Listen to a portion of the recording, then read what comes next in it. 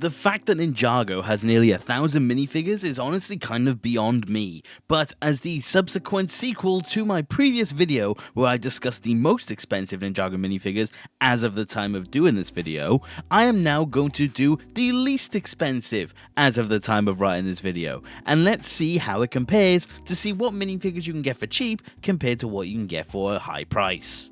Because here's the thing, it's all well and good to have the expensive Ninjago minifigures, and they're really nice to have, but sometimes people simply just don't have the budget, and they still want to have a nice lineup of Ninjago heroes and villains. And the thing is, if you can do it on a budget, that's all well and good. So let's see what kind of minifigures you can buy for a relatively low price. And like I said in the previous video, just a couple little things about it. I'm doing every single Ninjago minifigure that has NJO attached for it, which stands for Ninjago, because there are a couple ones that fall under general, like the skeletons specifically. But the thing is that I'm going to be still going by brick economy because that is how I did my first video. I know a couple people asked why I chose brick economy, but it was the easiest way to actually obtain this information. And also the other thing is that these minifigures are based on getting them new. So that's why some of them may be in a very weird order. But that's all I've really got to say about it.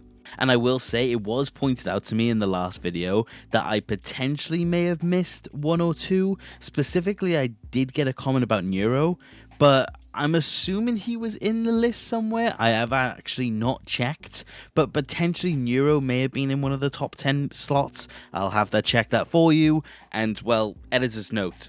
Is it meant to be in the top 10? Put it up here now, please. But yeah, let's talk about cheap Ninjago minifigures instead, because honestly, army building. That's why I love cheap Ninjago minifigures, to be honest with you. And also, in similar vein to last time, I will let you know how many of these minifigures I actually have, and let me know which ones of these you guys own as well, and if you are going to pick them up, because, well, they are decent minifigures. I'm looking at them, and they're not actually that bad to have. But yeah, let's get into it. And coming in at number 10 is going to be a Kai minifigure, and one people were probably expecting to be in number 1. But it is not, it's in number 10, and that is Legacy Kai. And a lot of people associate the cheapest Ninjago minifigure with Legacy Kai because, well, it is kind of the joke. But the thing is that there's actually cheaper than him now, and getting it in a new condition as well is another factor. Because here's the thing, I will say the ones that come above Legacy Kai now are ones that released either around the same time or later on. So the thing is that they may be recency bias. So the thing is that, well, because Legacy Kai has been retired for 4 years now, he may have actually crept up a little bit. But let's talk about him more specifically. But yeah, like I said, Legacy Kai did retire in 2021, but he first released in 2019 and has an average value of £1.30. And he comes in 13 sets. And are you guys ready for me to list them off? Because here we go. He comes in Spinjitzu Kai, Kai's Blade Cycle and Zane Snowmobile, Cold Earth Driller, the Monastery of Spinjitzu, Monastery Training, Kai vs Whiplash, Kai vs Whiplash 2, Kai's Fire Dragon, the Stormfighter Battle, Kai vs Lasher, Kai's Blade Cycle, the Final Flight of Destiny's Bounty, and Kai vs Nindroid. So he definitely came in a bunch of varieties, and this is not even including when he came with armor, when he came with maybe a different hood. This is just the standard Kai variant. But yeah, he came in a lot of sets. But honestly, Legacy Kai is a really good minifigure, and if you do need a Kai minifigure, this honestly kind of has you covered. I think it has all the best parts of a Kai design, and I don't really have much in the way of problems with it.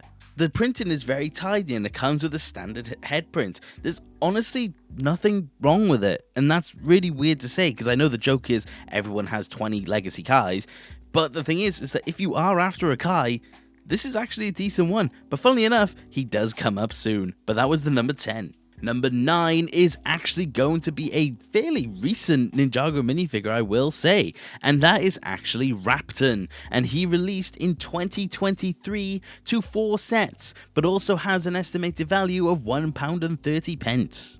And again, this is a Dragon's Rising minifigure, and also one that came from Imperium, so the print is fantastic. The shoulder armor, the head, the hair, everything. It's a fantastic minifigure. So the fact you can get it for £1.30 is actually kind of astonishing. But the thing is that, like I said, he came out in 4 different sets. So that certainly was a factor. He came out in Sora's transforming mech bike racer, Lloyd and Aaron's Ninja Team mechs, the Destiny's Bounty race against time, and the thing in my opinion that really made this minifigure cheap was Kai and Rapton's Temple Battle, which retailed for £8. So the thing is, that little poly bag and being so widely available really did do it, I have to say. So yeah, I'm not surprised, and don't be surprised to hear that Kai is also going to come up being in his Dragon's Rising suit. But honestly, another instance of, if you haven't got a Raptor, I mean, £1 for a really good minifigure, there's nothing wrong with that whatsoever, especially if you want to add him to your Imperium army. I mean, the Imperium soldiers and the generals and everything are really nice looking minifigures, so I'm not surprised if you would want one. But yeah, Raptor is number 9. Number 8 actually did surprise me as well, and I will say this is certainly one that was intriguing because it is a legacy minifigure, but the thing is that it's not a character specific or a canon character to the show, and that is Tito. And he, like I said, released in Legacy in 2021 exclusively to the Ninjago City Garden set, but also has an estimated value of £1.30. And yeah, I think this kind of comes down to the fact that he's nothing really special, which is really harsh to say now, I'm saying out loud, especially considering he came out in such a large set. But the thing is that the problem with these big sets is that they add a lot of minifigures to kind of buff out the space, and because of it, they're just not really worth anything, because most Ninjago collectors, like myself, just doesn't really see a value in having them unless they want to fill out the collection. But yeah, £1.30, a nice Ninjago City variant to have in your collection, nothing wrong with it whatsoever. It's just one of those instances where, because it's not a ninja, it's not a villain, it's not canon to the show, it's just one of those ones that just sit there and just aren't really worth a lot, because let's be honest, a lot of people got Ninjago City Gardens for the other big minifigures that did come in it. But yeah, Tito, he's nice, just nothing special about him. But moving on to number 7, we are going to be moving on to a J minifigure, and this is going to be his core variant without the armor pad, because this minifigure released in 2022 and 2023 to 2 different sets, but has an estimated value of £1.28. And in similar vein, this minifigure, the 2 sets that he came with, Jay vs Nindroid and Jay's Lightning Jet Evo, and the thing is that, well, the most expensive set he came out in was the Lightning Jet, and that was for $8.99. So the thing is that because he has no armor pad, because he doesn't have any of those aspects, he is just a very cheap minifigure to get.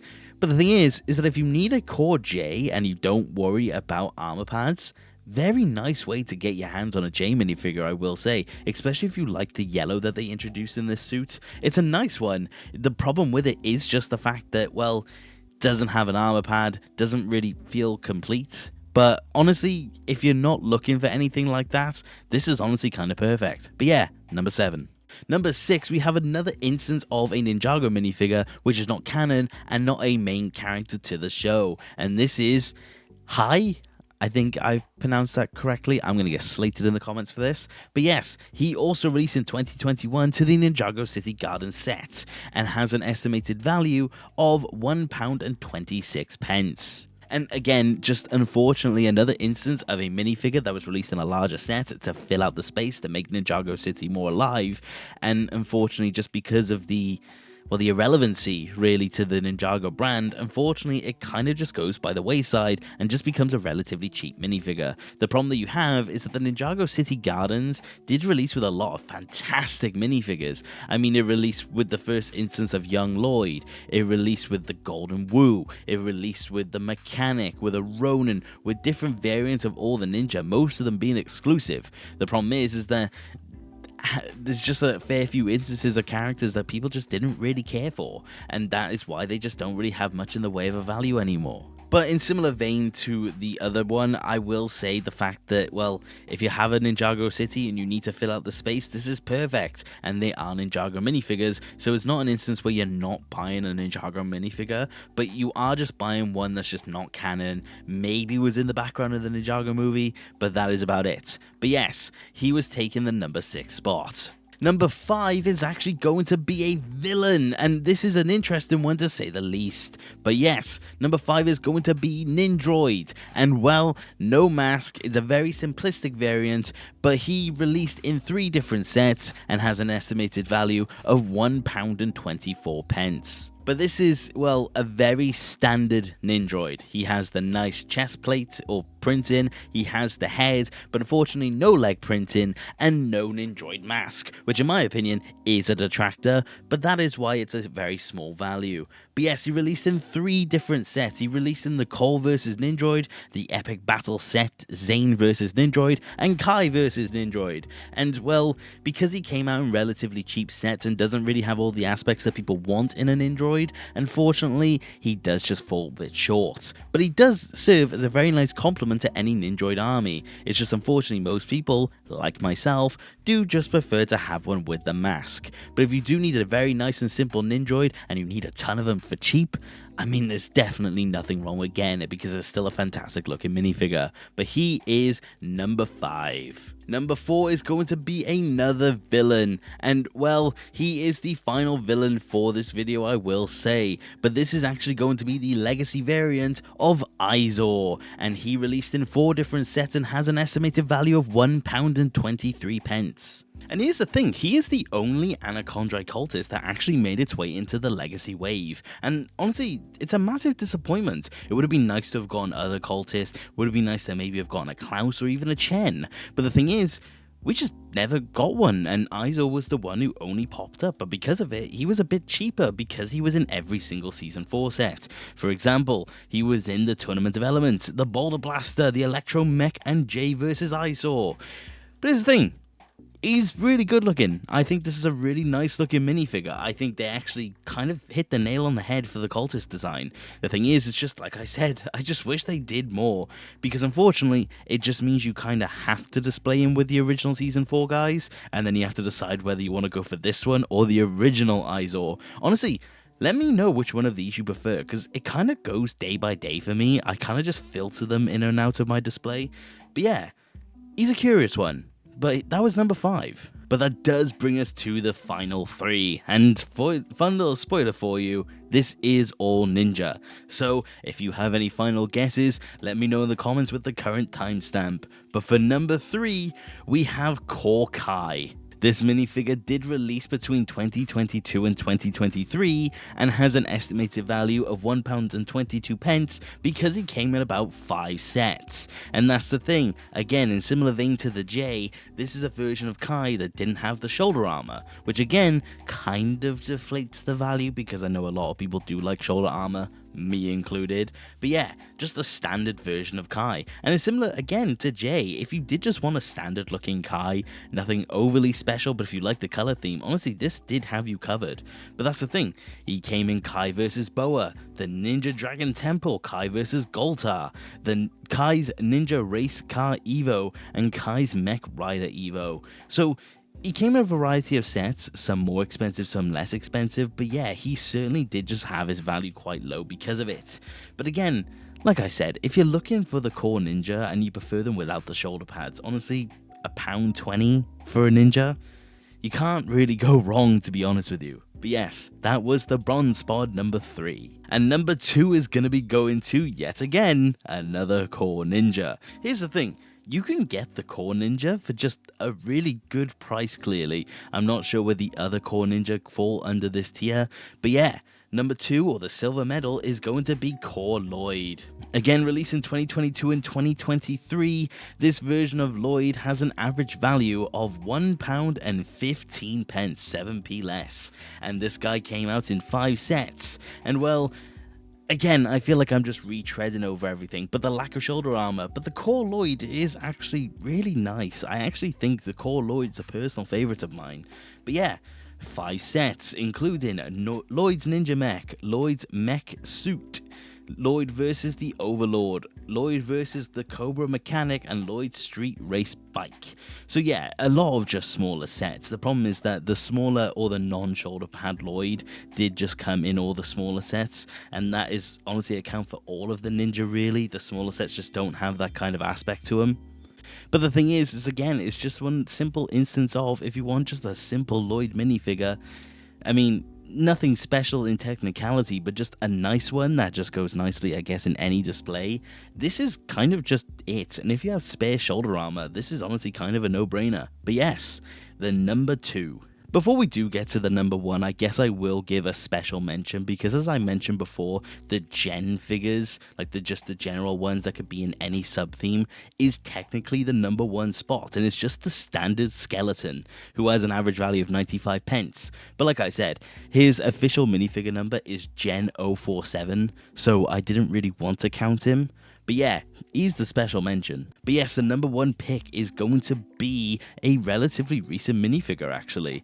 And again, it is going to be a Kai, just not the legacy one, but it's the Dragon's Rising Kai, who came out in 6 sets and has an average value of £1.11. But yeah, this is the full getup. This is nothing missing. This is a fully equipped Kai from Dragon's Rising, and it's the Season 1 outfit, which I do think is a really nice looking suit.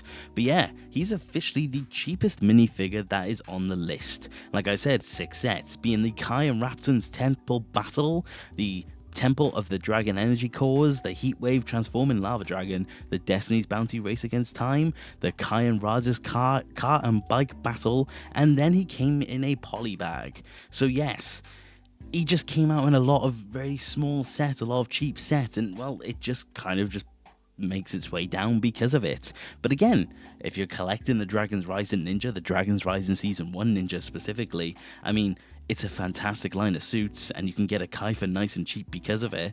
I mean, it's a no-brainer if you want a recent Kai, and there's nothing wrong with the minifigure at all, he just kept getting released. But yes, the Dragon's Rising Season 1 Kai is officially the number 1 spot. But that is the 10 least expensive Ninjago minifigures from, as of, more specifically, the current date that I am recording this. But that is the list. Let me know how many of these that you do own, and if you want any of them specifically. Personally speaking, I do own all of them, but that is just because they come out in just a wide handful of sets, so you just kind of naturally encounter these along your way. But yeah, let me know what you think of the list, and thank you guys for watching. Take care, okay, bye!